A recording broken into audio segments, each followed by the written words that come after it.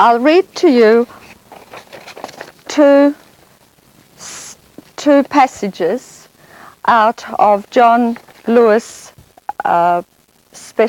History of Special Education in Victoria.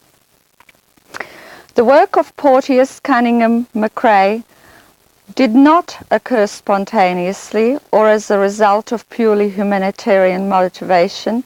The invention of special education and the adoption of concepts such as intelligence, feeble-mindedness, and segregated schooling did not occur in a social vacuum and can best be understood by examining the broader political, economic, and social forces that aided their formation.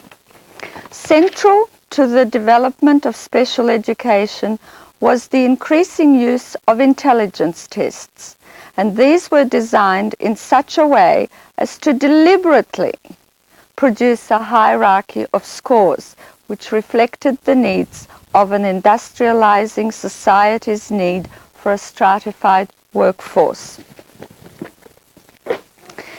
Have we been so much disempowered that we can turn a blind eye, a deaf ear to the injustices being perpetrated? Why are we adopting an out-of-sight, out-of-mind attitude? Why are we sacrificing our children? Why are we too afraid to rock the boat? To be called radicals, fanatics, troublemakers, or ratbags? Whose needs and welfare are we considering?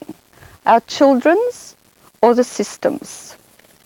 Society's needs are ever-changing, living, growing. Institutions serve the people, not vice versa. We ought not to allow them to become impenetrable barriers to growth and changing needs of people. We ought not to become enslaved by them. Recently, I spent a morning with David Jory, a parent of an 18-year-old son with intellectual disability. He's also a professor of French at New Brunswick University in Canada. His son John works in the real world for real wages. We exchanged our experiences as parents of children with intellectual disability, the challenges, the triumphs, the progress in education and in community generally. We agreed that integration is the only way to go. I asked him, David, how do you convince parents who are staunch segregationists? He replied, ask them, do you want an existence in institutions and sweatshops for your children? Do you want your children to be welfare dependents or taxpayers? I asked him, David, we have powerful unions. What do parents say to them? He replied, face them, say to them, you're killing our children. Strong words indeed. Recent media exposure of conditions in Sunbury, Victoria, explains what he meant. I quote a community visitor to Sunbury. Destroying lives slowly. People who could talk can no longer do so. People who could walk can no longer do so. People who could read have lost that skill. They are imprisoned for life, sentenced for being born with a disability and no hope of parole. If society can be judged by the way it responds to its neediest citizens, then our society will not fare well. We need to ask ourselves, what are we preserving them for?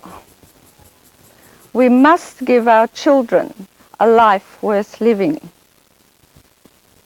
it can be different. We can give our children dignity and respect instead of pity and charity. They can become contributing, participating members of society.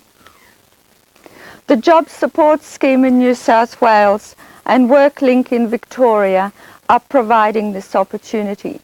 People with intellectual disability are working as waitress, as kindergarten assistants, and running catering businesses, and so on.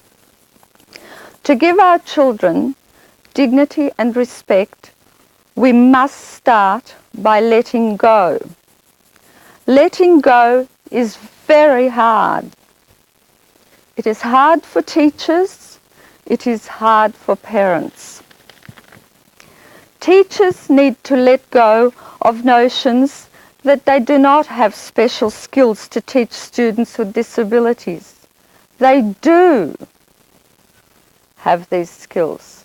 Start by separating the student and the disability. The disability is just one attribute of the student. Teach the student, not the disability.